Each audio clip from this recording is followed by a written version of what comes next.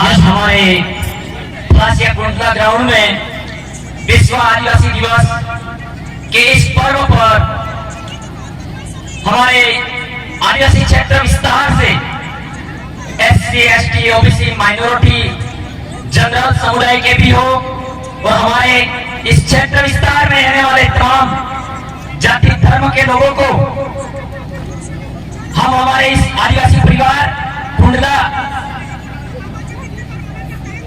कार्यक्रम के मौके से आप सभी का पूरे भिल प्रदेश की तरफ से आप सभी का हमारे इस त्योहार पर आप सभी को जोहार ज्ञापित करते हैं। तो हम लोग तो शुरू ही कर देते क्योंकि लोगों में हलचल नजर आ रही है, क्योंकि ये सबसे बड़ी समस्या यहां हुई कि कार्यक्रम रोकने और टोकने नहीं करने देने का कारण है कि हमारा भाई बीच में नहीं है। अगर हमारा भाई जगदीश भाई अगर जिंदा होते तो इनकी औकात नहीं थी वो कार्यक्रम रुक हो पाए।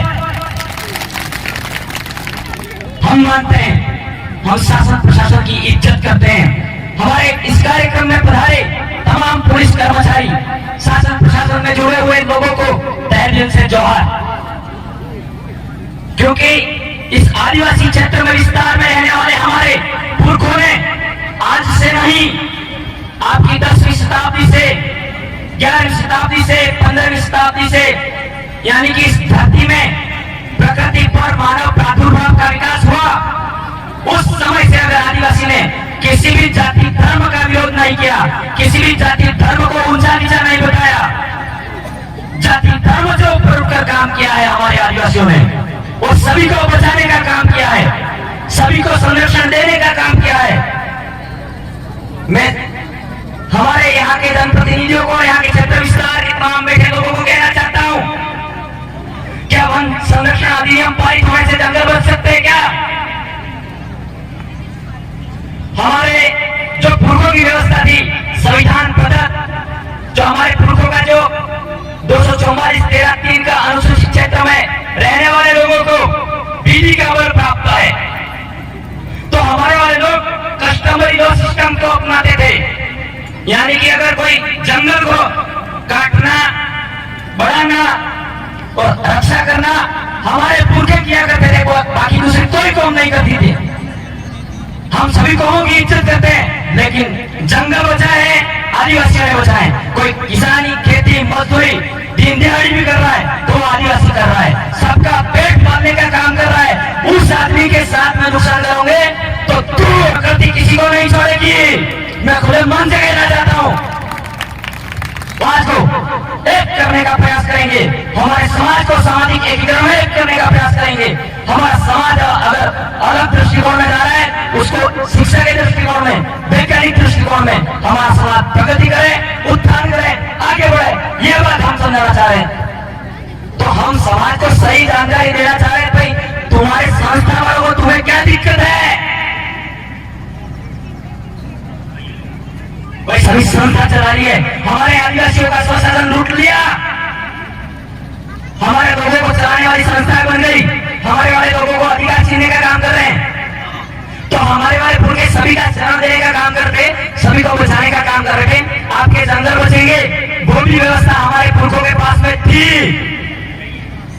वो कैसे? हमारे वाले पुरखों के पास में 5 साल के अंदर अगर जंगल को सुरक्षित सहेजना है, अच्छा रखना है, तो अपने ढोल बजा के कैसा छोड़ता था। तो हमारे वाले पुरखे कस्टमरी लॉ सिस्टम को अपनाते थे और व्यवस्था को अपनाते थे। वहां स्वशासन द्वारा उनका जो विधि विधान था वो करके केसर छाट के आज होना भगड़ामा करो दाखलो नेका पे ऐसा करते थे, नहीं करते थे? आपका भटकाव हो रहा है, मेरे को लगा है कहीं ना कहीं दूसरी तरफ लोग जा रहे हैं। इस भटकाव की वजह से हमारे समाज में शोषण, अत्याचार, सारे हक अधिकार लूटे जा रहे हैं। हम एक जगह टिक कर बैठ नहीं पा रहे, पूरी तरीके से हम बात बैठ नहीं पा रहे। हम किसी को हमारे संविधान में किसी को हमारे ज्ञान को थोप नहीं सकते, हमारी व्यवस्था को समझ सकते हैं कि समझ सकते हैं साथियों। तो हमें समझना होगा, जिस तरीके से हमारे पुरखे काम करते थे उसी विधि विधान पे फिर राणा ने हमारे को संरक्षण क्षेत्र में होने वाले तमाम का शोषण पे खड़े रहे। उसी वजह से मेघाजी टावर भी काम कर रहे थे। उसके बाद में भगत दादा भी वही काम कर रहे हैं, कांतिभाई आदिवासी भी वही काम कर रहे हैं। हमारे वाले लोगों को भरोसा नहीं होता एकदम जल्दी। आज हम भी बोल रहे भरोसा नहीं करते हैं, जिंदे इंसानों का लोग भरोसा नहीं करते हैं कभी भी। हमारा भाई बीच में चिल्लाता था, कोई बात नहीं मानता था। आज हमारा भाई शहीद हो गया, आपके सामने हमारे समाज के लिए शहीद हो गया। इस आदिवासी क्षेत्र विस्तार में रहने वाले SC ST ओबीसी माइनॉरिटी तमाम समुदाय के लिए शहीद हुआ है। वो हमारे अकेले कौन के लिए नहीं शहीद हुआ, ये कहना चाहता हूं मैं। तो हमें इनके कदमों पर चलना होगा और शिक्षा के क्षेत्र में उन्नति करनी होगी। साथियों, ये बात विशेष ध्यान रखनी है। और हमारे इस क्षेत्र में होने वाले आदिवासियों पर अत्याचार शोषण होते हैं। हमारे यहाँ के क्षेत्रवासी जो लीडर है वो खुले मन से अपनी बात रखे, डरते हैं कहीं ना कहीं, तो हम लोगों को सपोर्ट करने की जरूरत है। हमारे बसंतीलाल जी पांडो है, वो उनका एक बेटा शहीद होने के बाद भी 2 बेटे समाज को दे दिए। इससे बड़ा बाप इस प्रदेश में कौन हो सकता है, ये कहना चाहता हूँ मैं। तो ऐसे पिता को मैं लाख लाख नमन जोहार करता हूँ। समय का मैं चिट्ठी आ गई है, तो आप सभी ने मेरी बात को ध्यानपूर्वक सुना। ये बातें आप सगे संबंधी परिवार में जाकर ले जाकर बताओगे तो हमें हमारे कस्टमर इको सिस्टम क्या है, हमारा स्वशासन क्या है, शिक्षा में किस तरीके से एक होना है, सामाजिक एकीकरण में एक कैसे होना है, तो तब जाके हम हमारा 1913 जो मानगढ़ पे हमारे पुरखों ने सपना देखा था, फिर प्रदेश टेरिटरी एरिया का पूरा कर पाएंगे। साथियों, इसी शब्दों के साथ में मैं मेरी वाणी को विराम देता हूँ। जय जवाहर, जय आदिवासी, जय मिल प्रदेश। जगदीश भाई को नमन, लाख लाख जोहार। धन्यवाद लोकेश जी।